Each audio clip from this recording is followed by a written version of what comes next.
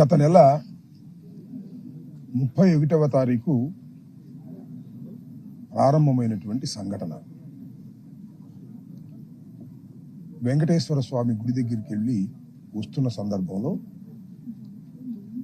నా మీద దాడి చేసేటటువంటి ప్రయత్నం, ఆ తర్వాత నా ఇంటి మీద దాడి చేయటం, నా ఆఫీస్ మీద దాడి చేయటం, పోలీసులు నిర్వీర్యంగా ఉండటం. బయట ఏం జరుగుతుందో మాకు తెలియదు, కానీ ఇప్పుడు మేము వింటుంటే చాలా బాధగా ఉంది. ఆల్ టీవీస్, ఆల్మోస్ట్ ఆల్ అన్ని ఇక్కడ జరుగుతున్న సంఘటన లైవ్లో ఇచ్చాయి. ఎక్కడ దాపరికం ఏం లేదు. అన్ని టీవీలు ఇవ్వకూడదు అనుకున్న వాళ్ళు ఇవ్వలేదు తప్ప అందరికీ ఫీడ్ అవైలబుల్గా ఉంది నా ఇంటి ముందు ఏం జరుగుతుంది అని. 10:30 వరకు, అంటే నన్ను అరెస్టు చేసి తీసుకువెళ్ళేంత వరకు అంబటి రాంబాబును చంపేస్తారా, చంపకోకుండా వదిలేస్తారా అనేటువంటి ఉత్కంఠతతో 2 రాష్ట్రాల్లో ఉన్న ప్రజలు ఎదురు చూశారు. నాకు తర్వాత అర్థమైంది.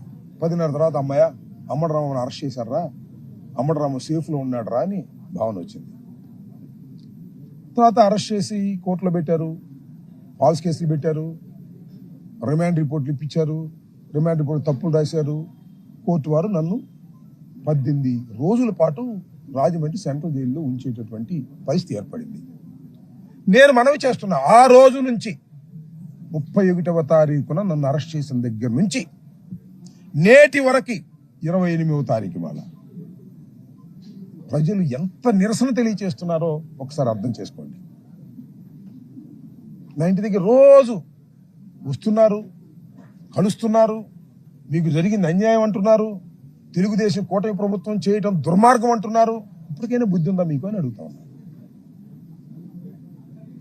నా మీద పడి కొట్టిన వాళ్ళు, తిట్టిన వాళ్ళు, ఇల్లు దహనం చేయడానికి ప్రయత్నం చేసిన వాళ్ళు, కార్లు ధ్వంసం చేయడానికి ప్రయత్నం చేసిన వాళ్ళు, నన్ను చంపడానికి ప్రయత్నం చేసిన వాళ్ళు, వాళ్ళ మీద కేసులు లేవు.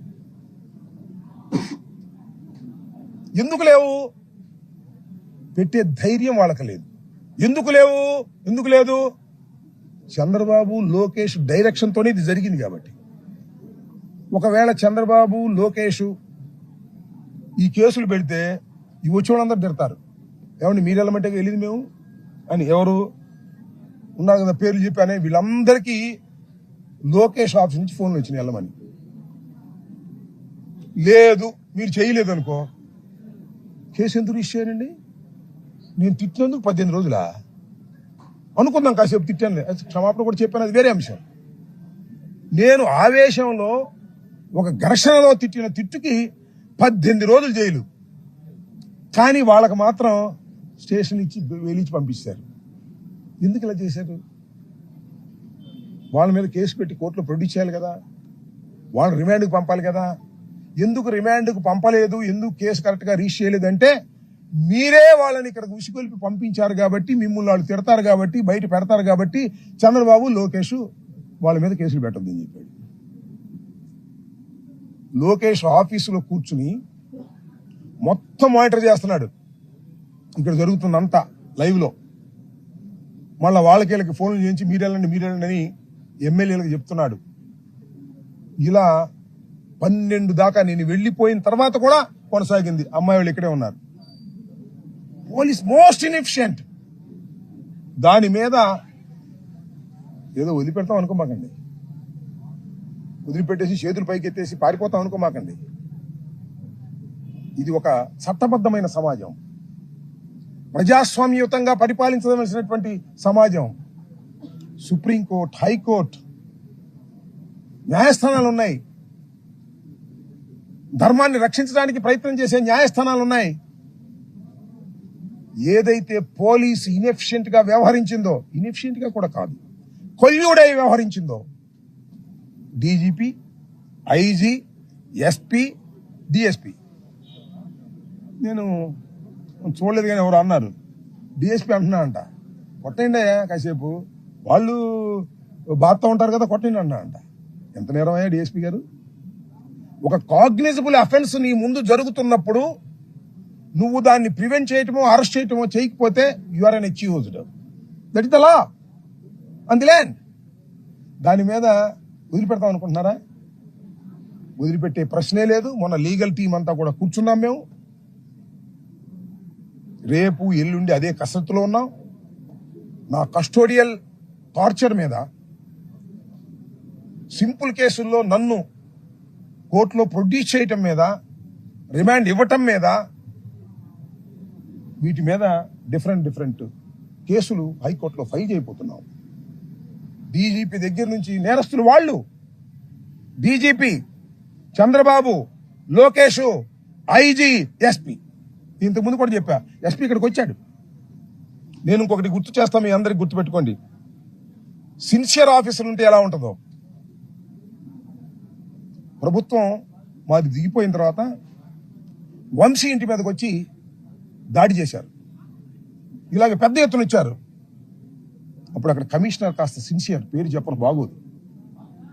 అక్కడ ఉన్న కమిషనర్ ముక్కుసూటిగా వెళ్ళేటటువంటి వ్యక్తి ఎవరో తెలుసుకోండి. ఆయన ఆదేశం మేరకు ఎస్పీ రంగంలో దిగి కొట్టేవాళ్ళు పారేశాడు. టపా కొట్టి అందరిని డిస్పర్స్ చేశాడు. That is the duty of the police to do. ఇక్కడ IG and DGP and SP colluded. Chandrababu ఆదేశాలే. కానీ అక్కడ ఉన్న కమిషనర్ ముక్కు సూటిగా వెళ్ళేటటువంటి సిన్సియర్ ఆఫీసర్. తర్వాత ఆయన నాన్ ఫోకల్ కేసు, అది వేరే విషయం అనుకోండి. ఎలా ఇలా అయితే చట్టం?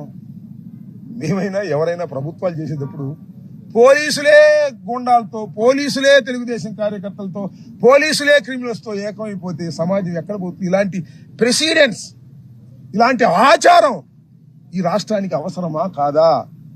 విఘ్నులైనటువంటి తెలివిగల ప్రజలు, ఏ పార్టీ వారైనా, తెలుగుదేశం, జనసేన, సిపిఐ, సిపిఎం, ఏ పార్టీ వారైనా ఆలోచించుకోండి అని మనం చేస్తున్నాం. ఎక్కడా కూడా దీన్ని వదిలిపెట్టే ప్రశ్న. నేను అసలు ఎప్పుడు నేరాలని ప్రోత్సహించేవాడిని కాదు, హింసని ప్రోత్సహించేవాడిని కాదు, చట్టబద్ధంగా ఉండాలని కోరుకునేవాడిని. కాకపోతే సెటైరికల్ గా మాట్లాడతాను. సెటైరికల్ గా మాట్లాడితే నన్ను ఉంచేస్తారా? నన్ను లోపల పెట్టేస్తారా? నా ఇల్లు తగలేస్తారా? ఏంటి అన్యాయం? మూల్యం చెల్లించాలి చంద్రబాబు. నీకు నిజంగా తెలియకపోతే, ఈ సంఘటనలో నీ హస్తం లేకపోతే, take an action on police, take an action on your people. అందరూ ఐడెంటిఫైడ్ పీపులే. నీకు తెలియకపోతే వాళ్ళ మీద యాక్షన్ తీసుకో. తీసుకుంటే నీకు తెలియదు అనుకుంటారు. నీకు తెలిస్తే రాష్ట్ర ప్రజలకు క్షమాపణ చెప్పు. ఏమంటావండి? అశాంతి ఉంటే ఇండస్ట్రీలు రావా? మరి ఇదేంటి అంటారు? 7 గంటల సేపు ఎక్స్ మినిస్టర్ ఇంటి మీద పడి దాడి చేస్తుంటే ఇది అశాంతి కాదా? ఎవడొస్తాడు ఇండస్ట్రీ లిస్టు? నీకు డబ్బులు ఇవ్వకపోతే పోలీసులు లేకుండా వాళ్ళని కొట్టిస్తావుగా. ఈ వచ్చిన బాపత్తో ఏమిటి అన్యాయం? ఒక్కసారి తిరిగి ఆలోచించుకో నారా చంద్రబాబు నాయుడు గారు. మీ కుమారుడు, మీ ఇద్దరే ప్రధాన A1, A2 క్రిమినల్స్. నా మీద అటాక్ చేయడానికి కారణం మీరే మానిటర్ చేశారు. అది కాదు అంటే చెప్పు, వీళ్ళందరి మీద యాక్షన్ తీసుకో. అప్పుడు నమ్ముతారు తప్ప నమ్మరని ఈ సందర్భంగా చెబుతూ, రాబోయే కాలంలో న్యాయపరమైన అన్ని విషయాల్లోనూ ముందుకు వెళ్తాం. ఎక్కడ వదిలిపెట్టే ప్రశ్నే లేదు. ఈ పోలీసు అధికారుల్ని వదిలిపెట్టే ప్రశ్న లేదు. నా మీద దాడికి వచ్చిన వాళ్ళని వదిలిపెట్టే ప్రశ్న లేదు. చంద్రబాబుని, లోకేష్ ని వదిలిపెట్టే ప్రశ్న లేదు. చట్ట ప్రకారంగా అన్ని చర్యలు తీసుకునేందుకు శతవిధాల ప్రయత్నం చేస్తాం. We have a strong legal team అని కూడా ఈ సందర్భంగా చెప్పదలుచుకున్నాం. అది ఎక్కడ ఏదో కళ్యాణదుర్గం పోలీసులు వచ్చారు. వాళ్ళకి ఇంకా ఆర్డర్ లేదంట. ఈ కళ్యాణదుర్గం పోలీసులు ఎవరో తెలుగుదేశం లీగల్ సెల్ వాళ్ళు ఆ రోజున ఇచ్చినటువంటి కంప్లైంట్ రిజిస్టర్ చేశారు. అదే 36 కేసులు రిపీటెడ్ గా ఉన్న కేసుల్లో ఆ క్వాష్ చేశారు. అయినా వాళ్ళకి చేరలేదంట. వాళ్ళు సంతకం పెట్టి పంపించారు. Just I have taken the receipt.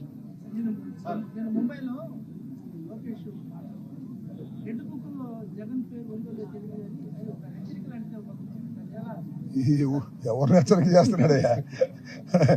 ఎవరిని హెచ్చరిక చేస్తాడు? అతను పిల్లోడికి రాష్ట్ర రాజకీయాలు ఇచ్చి ఆడిస్తున్నారు. గిలక్కాయలు ఆడుకున్నట్టుగా రెడ్ బుక్ అని పెట్టి ఆడుకుంటున్నాడు లోకేష్. కొద్దిగా మాట్లాడటం బెటర్ అయ్యాడని అనుకుంటున్నారు కానీ ఏమాత్రం తెలియనటువంటి వ్యక్తి. ఆటలు ఆడుకుంటున్నాడు రాష్ట్రంతో. చంద్రబాబు ఎప్పుడన్నా ప్రవర్తించాడట? నాకు తెలుసుగా. చంద్రబాబు ఎప్పుడన్నా పరిపాలన ఎట్లా ఉందా? లేదు. పుత్రోత్సాహం, పుత్రుడి కోసం సర్వనాశనం చేసేస్తున్నాడు రాష్ట్రాన్ని. అతనికి అధికారాన్ని ఒక గిలక్కాయ ఇచ్చినట్టు ఇచ్చారు. ఆ గిలక్కాయతో ఆడుకుంటున్నాడు. మానిటర్ పెట్టుకుని, టీవీలు పెట్టుకుని అమ్మడరామ మీద నువ్వేళ్ళు అక్కడి నుంచి ఫోన్ చేస్తాడు. ఎస్పీలు వస్తేనేమో రావద్దని చెప్తాడు. ఈ రకంగా ఒక దుర్మార్గమైనటువంటి ప్రవర్తన చేస్తున్నాడు. రెడ్ బుక్ లో జగన్ ఉన్నాడో లేదో తర్వాత తెలిసిద్దంట. ఇప్పుడు తెలీదా నీకు? మురలేదా నీకు?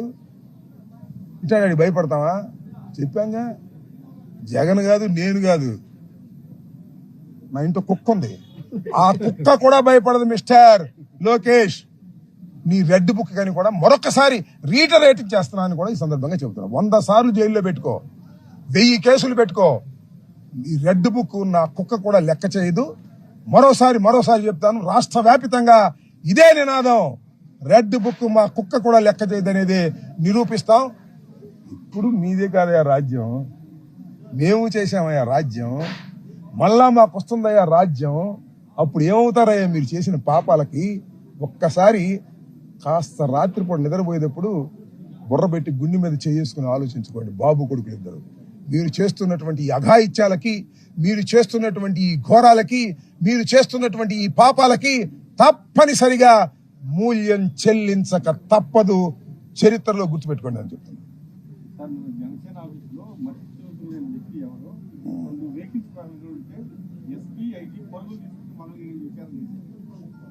మీ ఇంటి పక్కనే ఎస్పీ ఆఫీసు, డీసీ 7 గంటలు. ఏదో నిన్న కూడా నేను చూశాను, ఏదో జనసేన ఆఫీసులో ఎవరిదైనా కార్లు పాల్గొట్టడం తప్పే కదా. వాడికి మతి స్థిమిత ఉందా లేదా, that is a different matter. Pawan Kalyan గారు లాంటి పెద్ద నాయకుడు, జనసేన నాయకుడు, ఉప ముఖ్యమంత్రి గారి కారు పగలగొట్టడం అనేది 100కి 100 రూపాయలు తప్పు. నా కార్లు పగలగొట్టడం మాత్రం రైట్. నా ఇల్లు పగలగొట్టడం మాత్రం రైట్. నా పిల్లం తరమటం మాత్రం రైట్. నా ఆఫీసును దోషం చేయటం మాత్రం రైట్. పవన్ కళ్యాణ్ గారు కారును మాత్రం పగలగొట్టడం తప్పు తప్పు తప్పు. పవన్ కళ్యాణ్ గారు, మీరు ఖండించకపోయినా, వాడు మతి స్థిమితం లేకపోయినా నీ కారు పగలగొట్టడం తప్పు.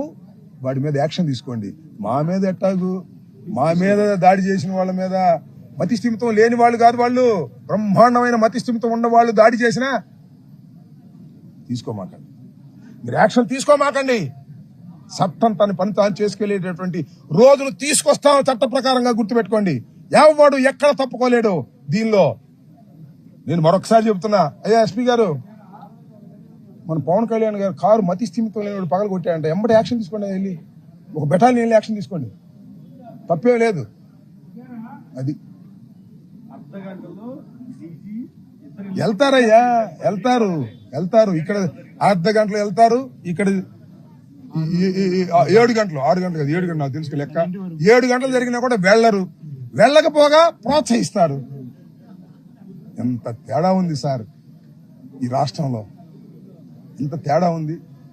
ఎక్కడికి పోదు, ప్రజలు గమనిస్తూనే ఉంటారు. లేకపోతే ఇంతమంది ప్రజలు రోజు రావటమే నా దగ్గరికి ఎందుకు వస్తున్నారు? నేను జైలుకి వెళ్ళి వచ్చానయ్యా, నేనేం పుణ్యక్షేత్రానికి వెళ్ళి రాలా, జైలుకి వెళ్ళి వస్తే వస్తున్నారు నా దగ్గరికి. కేసుల్లో ఇరుక్కుని రాజమండ్రి జైలుకి వెళ్తే నా దగ్గరికి తండోపతండాలుగా వచ్చి, అన్నా భయపడమాక, మేము ఉన్నాం అంటున్నారు. ఏంటిది? మీరు చేసిన పాప పరిహారం కాదు, మీరు అన్యాయంగా చేశారని కాదు అర్థం. ఇప్పటికైనా తెలుసుకోండి, సిగ్గు తెచ్చుకుని ఇప్పటికైనా యాక్షన్ తీసుకునే ప్రయత్నం చేయండి. కాస్తో కోస్తో డ్యామేజ్ కంట్రోల్ అవుద్ది. మీరు యాక్షన్ తీసుకోకపోతే దాని ఫలితం తప్పనిసరిగా అనుభవిస్తారు. దానిలో ఏ విధమైన సందేహము లేదు. రోజులు గిర్రం తిరిగి వస్తాయి. అప్పుడే 2 సంవత్సరాలు అయిపోయింది, ఇంకా 3 సంవత్సరాలు, ఇంకా 2 సంవత్సరాలు అయితే ఆఖరి సంవత్సరం ఏమి ఉండదు.